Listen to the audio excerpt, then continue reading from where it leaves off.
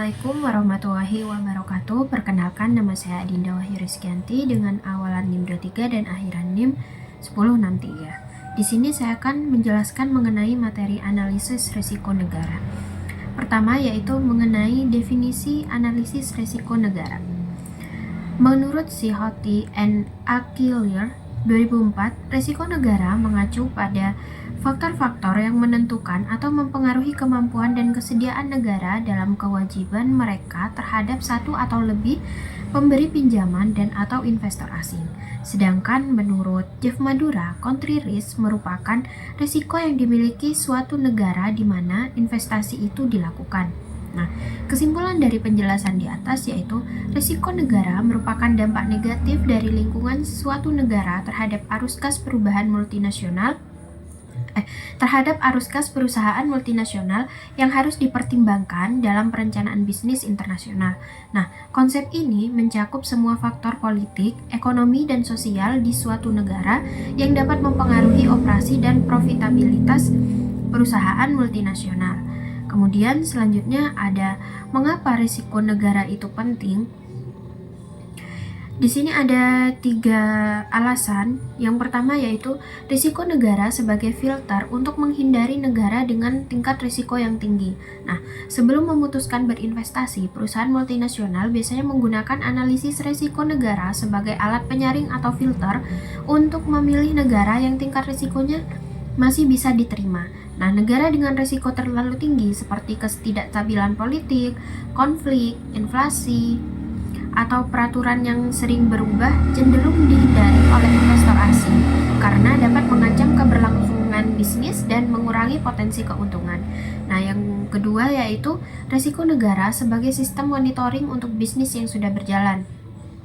Nah, setelah beroperasi di suatu negara, pasti perusahaan multinasional itu akan terus memonitor atau melihat perkembangan risiko negara tersebut. Nah, jika terjadi peningkatan risiko seperti perubahan kebijakan pemerintah yang merugikan investor asing, serta munculnya gerakan nasionalisasi atau memburuknya keamanan, perusahaan itu dapat segera mengambil tindakan, misalnya menjual anak perusahaan atau mengurangi exposure di negara tersebut.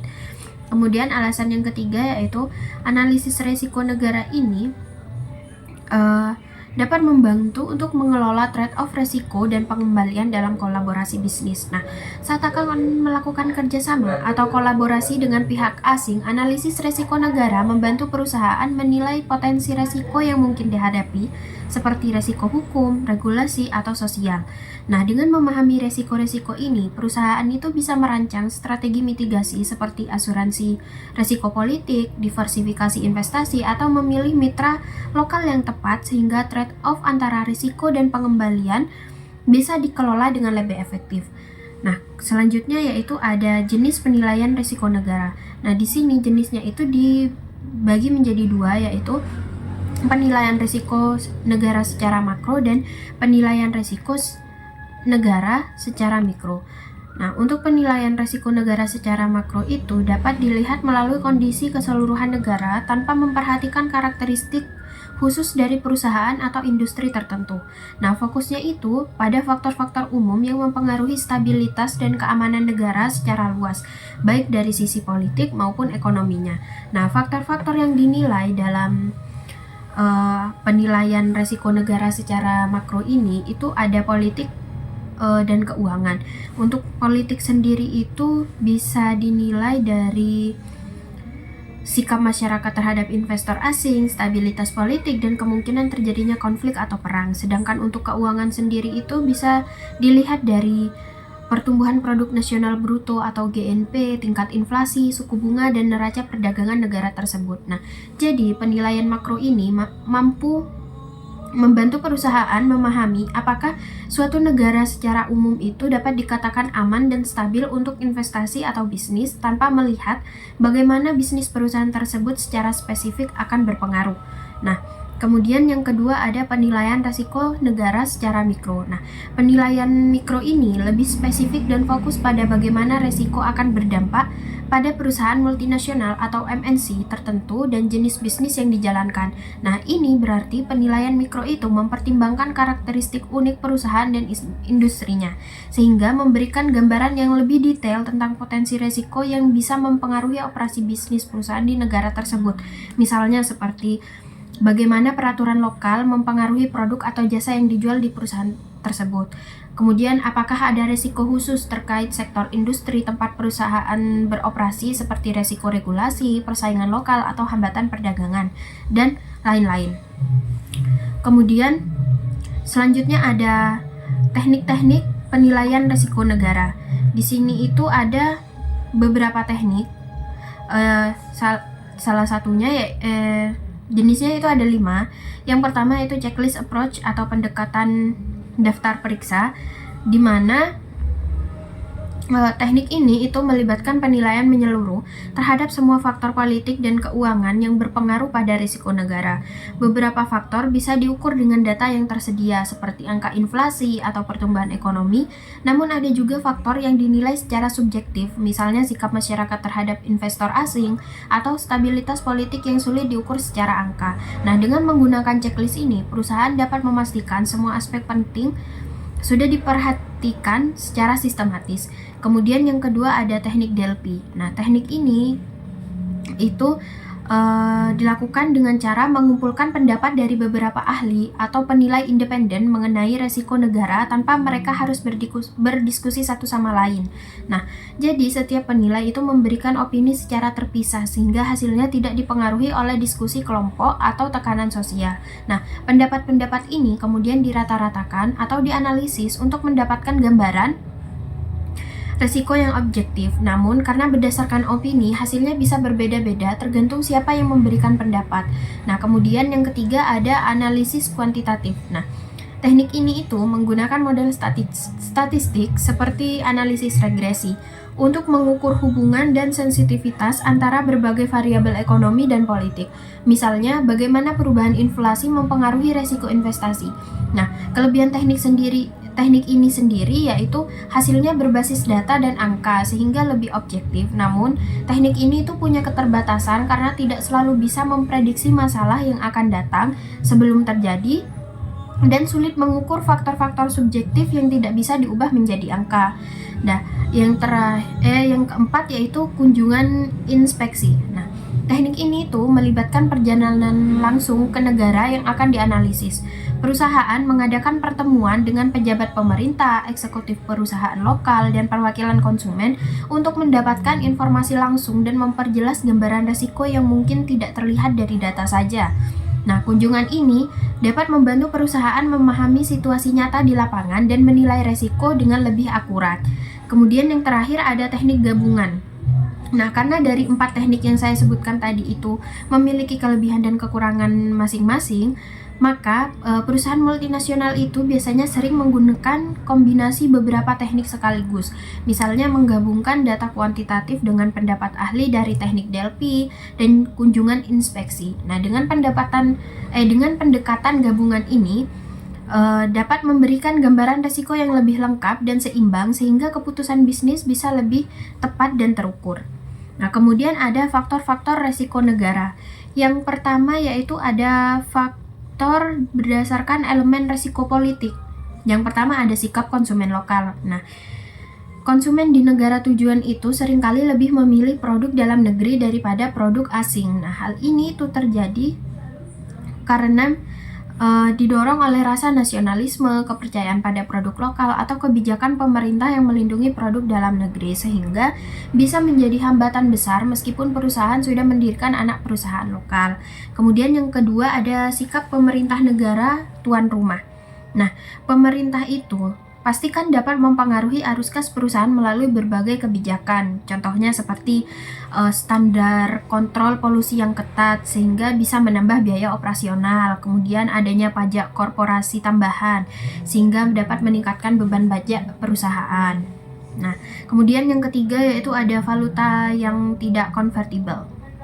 Nah, jika mata uang negara tujuan itu tidak dapat ditukar dengan mata uang asing secara bebas, pastikan anak perusahaan itu tidak bisa memulangkan keuntungan ke perusahaan induknya. Nah, hal ini akan membatasi fleksibilitas keuangan perusahaan dan bisa mengurangi minat investasi. Nah, kemudian yang keempat ada perang dan konflik. Dan yang kelima, birokrasi yang rumit. Nah, adanya prosedur administrasi yang berbelit-belit dan lambat sering menjadi penghambat utama, terutama di negara-negara yang belum berpengalaman dalam memfasilitasi investasi asing. Hal ini dapat memperlambat pendirian proyek dan meningkatkan biaya operasionalnya. Nah, kemudian yang kedua ada elemen resiko keuangan. Di sini itu ada 3. Yang pertama ada suku bunga. Jika suku bunga itu tinggi, maka akan menurunkan permintaan produk karena biaya pinjaman menjadi mahal dan daya beli konsumen menjadi menurun. Nah, yang kedua ada nilai tukar mata uang. Nah, fluktuasi nilai tukar dapat mempengaruhi volume ekspor dan keuntungan perusahaan. Jika mata uang lokal melemah terhadap mata uang asing, maka biaya impor naik dan keuntungan dari ekspor bisa berkurang. Kemudian yang terakhir ada inflasi. Inflasi yang tinggi dapat mengurangi daya beli konsumen karena harga barang dan jasa naik. Hal ini bisa menurunkan permintaan produk perusahaan multinasional di negara tersebut. Kemudian selanjutnya ada membandingkan rating resiko.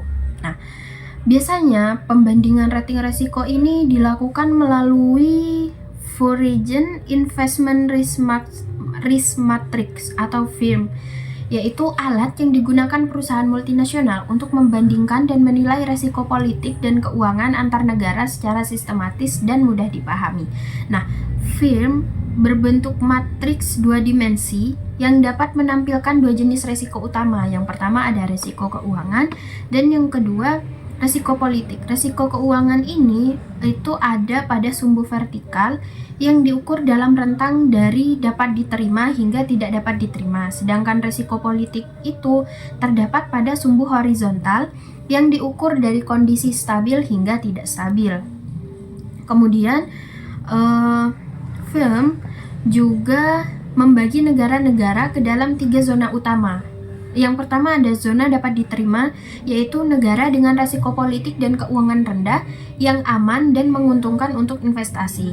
Kedua, zona tidak dapat diterima, yaitu negara dengan resiko tinggi di kedua aspek sehingga investasi sangat berisiko dan biasanya dihindari.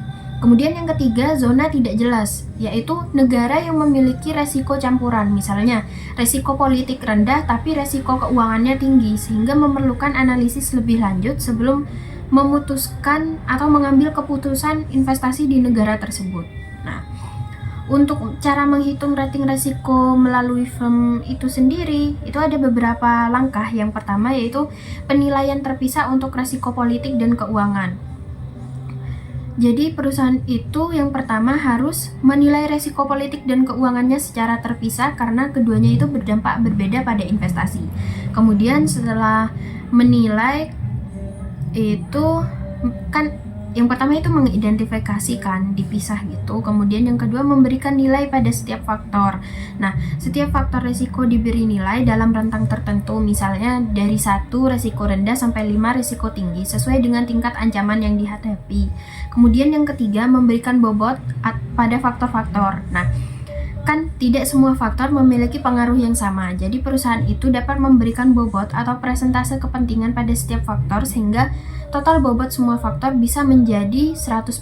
Misalnya, stabilitas politik mungkin diberi bobot lebih besar daripada risiko birokrasi, tergantung pada konteks investasinya. Kemudian yang keempat yaitu menghitung skor akhirnya. Jadi, nilai dari tiap faktor itu dikalikan dengan bobotnya, kemudian dijumlahkan untuk mendapatkan skor resiko politik dan resiko keuangan secara keseluruhan. Nah, skor ini dapat menentukan posisi negara pada matriks firm tadi yang sudah dijelaskan. Kemudian, manfaat dari matriks firm bagi perusahaan multinasional yaitu yang pertama, membandingkan negara dengan mudah. Nah, matriks ini dapat membantu perusahaan membandingkan risiko antara beberapa negara berbeda secara visual dan sistematik sehingga memudahkan pengambilan keputusan investasi. Kemudian yang kedua, identifikasi zona risiko. Dengan mengetahui zona risiko, perusahaan itu dapat memutuskan apakah akan melanjutkan investasi, menunda, atau menghindari negara tersebut. Nah, yang terakhir, membantu manajemen resiko yang lebih baik. Dengan mengetahui secara detail risiko politik dan keuangan di suatu perusahaan, perusahaan itu dapat merancang strategi mitigasi risiko yang tepat seperti asuransi risiko politik, diversifikasi investasi, atau negosiasi dengan pemerintah lokal. Nah, mungkin sekian yang dapat saya sampaikan, kurang lebihnya mohon maaf. Wassalamualaikum warahmatullahi wabarakatuh.